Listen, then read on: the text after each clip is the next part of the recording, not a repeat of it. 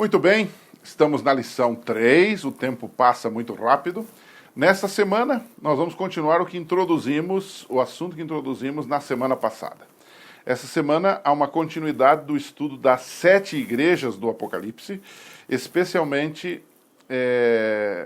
a partir de Esmirna, porque sobre Éfeso já falamos um pouquinho na semana passada.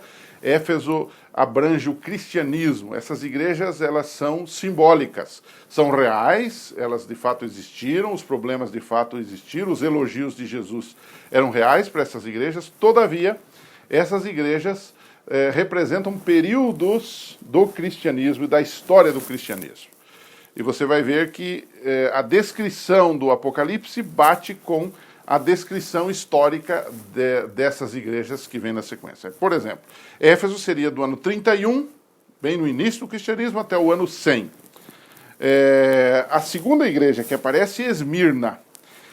Esmirna era uma cidade muito rica, era um lugar de adoração obrigatória ao imperador, e ali nós temos a narrativa de Apocalipse, capítulo 2, que essa Esmirna era um lugar onde Satanás estava.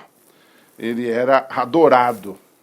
E é interessante que Esmirna narra um período que vai do ano 100 depois de Cristo até o ano 313, um tempo de perseguição, por exemplo, do imperador Diocleciano.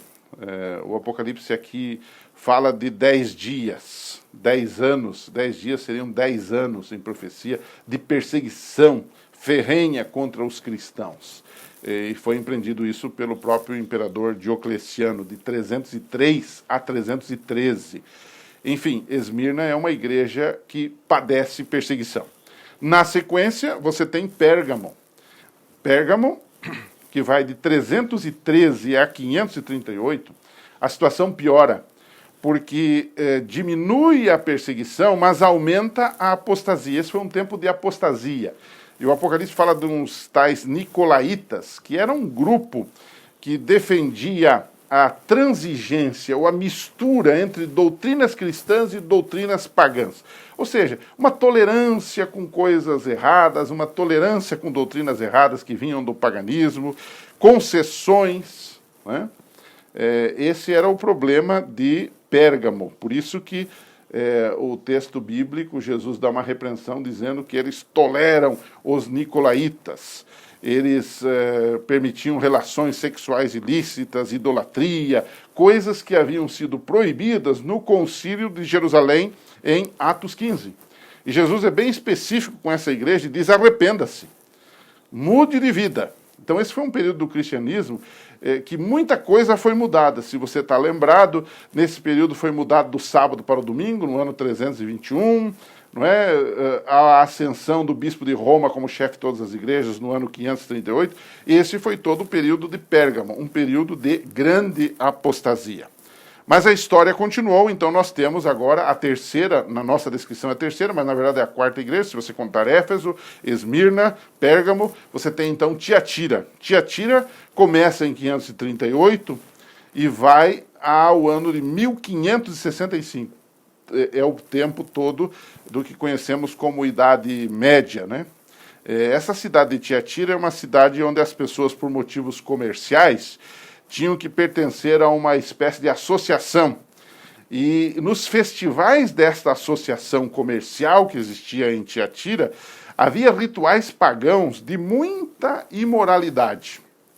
E os cristãos, às vezes, tinham que participar disso e eram tentados a transgredir ou transigir com sua fé e com seus princípios. É por isso que Apocalipse 2:20 fala de uma tal Jezabel, que não existia lá literalmente, mas essa Jezabel era uma reminiscência daquela Jezabel lá do Velho Testamento, porque o Apocalipse faz muitas alusões a personagens do Velho Testamento, que levou o povo de Deus a adorar Baal, a transigir com a sua fé. E Jesus repreende esta igreja nos capítulos 2, 22 e 23, e ao mesmo tempo que ele repreende, ele também elogia aqueles que são fiéis. Então Deus sempre teve, mesmo no meio da apostasia, pessoas que lhe foram fiéis. E ele disse: ao que vencer, eu lhe darei autoridade. Então a Tiatira é a fase da igreja de escuridão, onde a palavra de Deus foi fechada, onde a palavra de Deus não foi pregada como deveria ser pregada, e a igreja entrou numa fase de apostasia e de esfriamento, de morte espiritual também. Então nós temos a quarta igreja da discussão desta semana, que na verdade é a quinta igreja do Apocalipse, que é Sardes, que é um período curto que vai de 1565 a 1740. É uma igreja que parecia viva, mas na verdade estava morta. Isso é muito triste.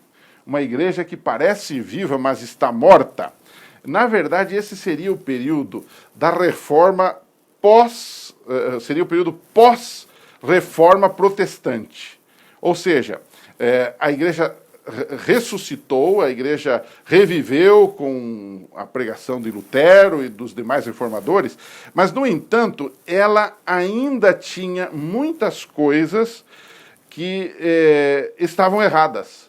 Era um período de reforma, mas havia uma reação muito lenta contra as chamadas doutrinas erradas. Ainda havia uma falta de compromisso com Cristo. E você sabe que foi muito difícil. Depois de séculos de apostasia, mesmo com os reformadores, a igreja teve suas dificuldades para justamente voltar à Bíblia, voltar à palavra de Deus, voltar aos princípios da palavra de Deus.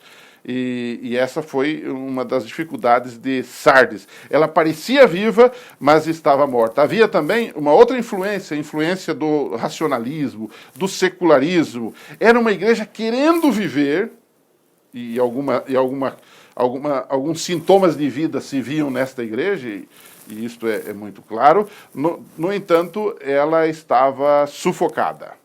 Então, essa é a chamada igreja de Sardes, que foi no período pós-reforma protestante, especialmente nos seus primeiros anos.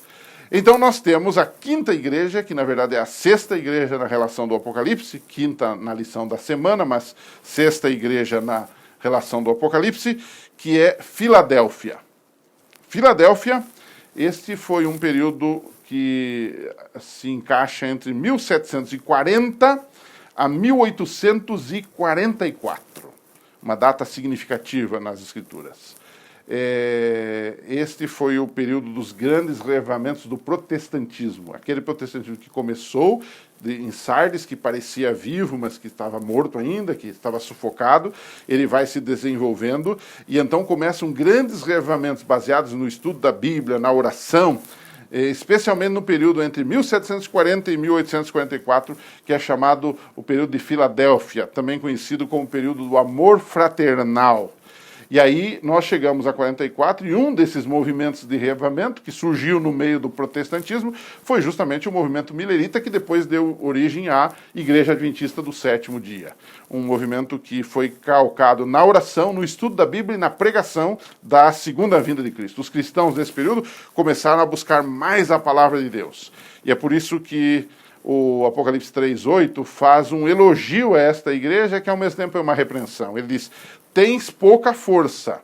Ou seja, depois de tanta apostasia nos séculos anteriores, ainda tinha pouca força. Mas o texto diz assim: mas guardaste o meu nome. Ou seja, uma igreja que sobreviveu, uma igreja que se estabeleceu. E então, nós chegamos à sexta igreja, a última na semana, e que na sequência, como começamos em Éfeso na semana passada, é a sétima igreja do Apocalipse, que é a última igreja, que é justamente de 1844 para cá, que é a igreja de Laodiceia. Todos nós sabemos o que quer dizer Laodiceia, que é o povo do juízo. Essa era uma cidade muito orgulhosa, ali existia uma escola de medicina, especialmente tratando da questão oftalmológica, havia uma fábrica de lã muito famosa, havia um aqueduto que tinha água morna, porque quando ele surgia acima, lá em Hierápolis, a água era fria, quando chegava, era quente, melhor dizendo, quando chegava em Laodiceia já era morna, e depois lá abaixo ficava uma água fria. Então, essa igreja ficou conhecida como uma igreja orgulhosa e morna, ou seja, nem cá, nem lá, nem fria, nem quente. E Jesus disse para essa igreja: como você é morna, ou seja, você não se decide, você está com um pé no mundo e um pé na igreja, Jesus disse para ela: olha, eu estou a ponto de vomitar-te da minha boca. Ele não disse que vomita esta igreja, porque essa é a sétima, essa é a última igreja, mas ele aconselha esta igreja e ele recomenda a essa igreja 3 coisas. Essa igreja é a minha, é a sua, é a nossa. Essa igreja que nós às vezes achamos fria, na verdade ela não é fria, ela é pior do que fria, ela é morna. Ela, ao mesmo tempo que ama Jesus, ela ama o mundo. É uma engrenagem sem graxa, é uma religiosidade sem vida. Nos falta isto. E Jesus diz assim, quer curar o teu problema? Quer sair da mornidão para ser um crente quente, um cristão quente? Você precisa comprar 3 coisas. Primeiro, ouro puro, que é uma fé provada no fogo da aflição. Está você sofrendo? Está você com algum problema?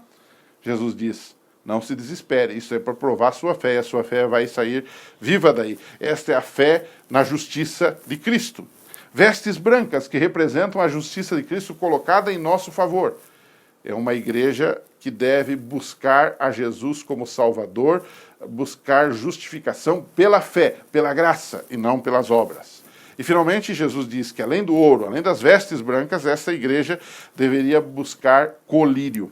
O colírio representa o discernimento que o Espírito Santo nos dá para entendermos a palavra de Deus e para organizarmos a nossa vida de acordo com a palavra de Deus. O colírio, ele limpa o olho, ele dá uma visão ampla, mais ampla para a pessoa. Então, esse é o conselho de Jesus para esta igreja. E você, logicamente, com o conhecimento que tem, vai explorar isto na sua lição nesta semana.